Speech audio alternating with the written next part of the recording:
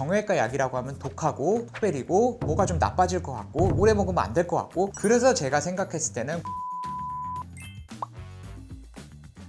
네, 안녕하세요. 유민병원 정형외과 전문의 민경준입니다. 네, 오늘은 저희 진료실에서 많이 환자분들이 물어봐 주시고요. 아마도 제가 생각했을 때 좀 많이 궁금해 하실 것 같은 주제를 준비해 보았습니다. 바로 관절염에 먹을 수 있는 영양제입니다. 여러 가지 말들이 많습니다. 뭐 효과가 있다는 사람도 있고, 그걸 굳이 돈 주고 사 먹냐라는 사람도 있고, 사실 지금까지 이제 시중에 나온 것들은 어느 정도 과학적으로도 좀 입증되어 있고요. 하지만 관절 영양제가 효과가 있다고 해서 너무 그것이 모든 것을 이제 치료해 준다는 그런 믿음을 가지고 가시는 거는 좀 실망하시지 않을까라고 생각은 하고 있습니다.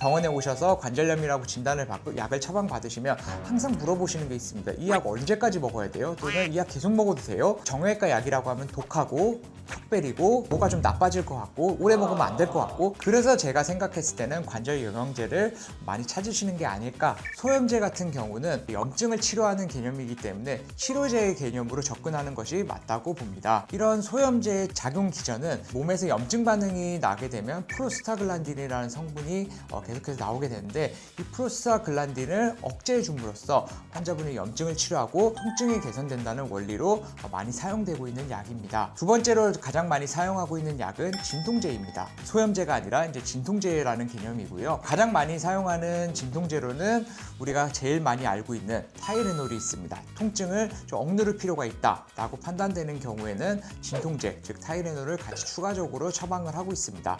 세 번째는 우리가 흔히 연골 영양제로 알려져 있는 시사도어라고 하는 약입니다. 많이 안 들어보신 분들이 많으실 것 같은데요. 영양제라고 생각을 하시면 조금 더 이해하시기 편하실 것 같습니다.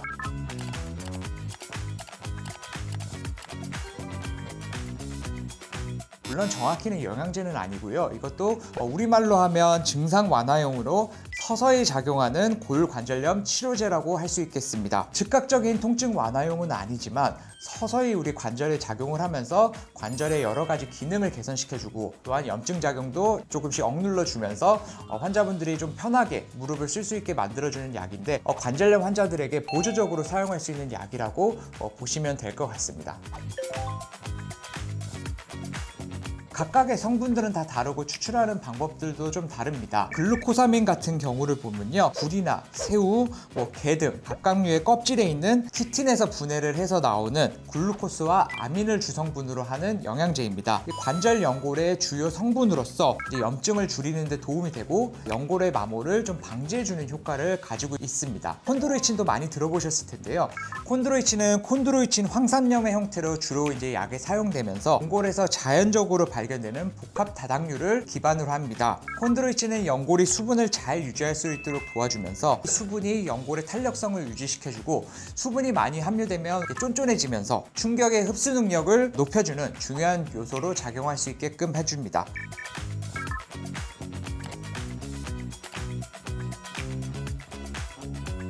요즘 또 많이 듣는 게 초록잎 홍합이라고 있는데요. 초록잎 홍합 같은 경우에는 뉴질랜드의 마오리족이라고 있는데요. 이 마오리족이 항상 무릎 건강도 튼튼하고 관절염도 별로 없고, 도대체 왜 이 사람들이 무릎이 이렇게 튼튼한 걸까? 이 사람들의 식습관 또한 생활 습관을 연구해 보니까 초록잎 홍합을 많이 먹는다고 발견이 돼가지고 제품까지 이제 이르게 된 것인데요. 여기에는 이제 카로티노이드, 오메가3, 불포화 지방산이 많이 포함이 돼 있어서 연골의 염증 반응을 줄여주는 역할을 하면서 이제 기능 개선을 도모할 수 있는 그런 특징이 있습니다. MSM은 이제 메틸설포닌 메탄으로 읽을 수 있는데, 소나무에서 추출해서 독성을 제거한 유황 성분으로 만들어진 것입니다. 염증을 일으키는 사이토카인이라는 물질이 있는데, 이 사이토카인을 잘 낮춰줌으로써 염증 억제에 도와주는 걸로 알려져 있는 영양제입니다. 사실 제가 영양제를 추천을 많이 드리지는 않습니다. 저는 그 돈으로 소고기 사 먹고 열심히 운동하세요 라고 말씀드리는 편입니다. 하지만 영양제 효과가 없다는 게 전혀 아니고, 꾸준히 드신다면 분명히 도움을 받을 수 있을 거라고 저는 생각하고 있습니다.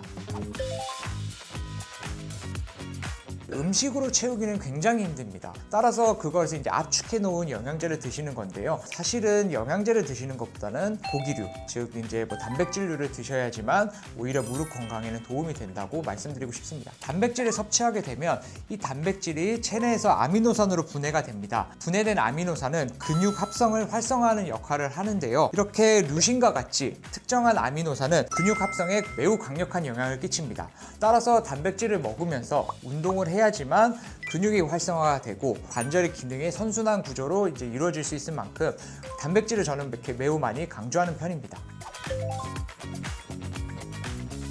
많은 영양제를 한꺼번에 복용을 하게 되면 문제점도 생길 수가 있습니다. 특히 대표적인 게 소화불량, 복통, 설사, 영양제를 한꺼번에 복용을 하면서 생기는 부작용이라고 할 수 있겠는데요. 특히 글루코사민과 콘드로이친 같은 경우에는 장기간으로 많이 복용을 할 시 소화불량을 유발할 수 있을 만큼 적정량의 용량을 드시는 게 중요하다고 할 수 있겠고요. 또한 비타민 D나 칼슘이 좋다고 해서 너무 많이 드시는 것은 고칼슘 혈증이 발생하면서 신장결석이나 혈관 쪽에 결석이 생길 수 있을 만큼 좀 주의를 요하고 있습니다. 또한 영양제가 다른 성분이랑 상호작용을 일으켜서 몸에 나쁜 작용을 할 수도 있는데요. 글루코사민 같은 경우에는 항응고제와 함께 복용을 할 때 혈액 응고 시간을 지연시키면서 좀 출혈이 방지가 잘 안 되는 그런 부작용이 나타날 수도 있고요. MSM이나 오메가3 같은 경우에는 과도한 복용 시에 혈액을 희석시킬 수 있을 만큼 좀 주의해서 복용이 필요합니다.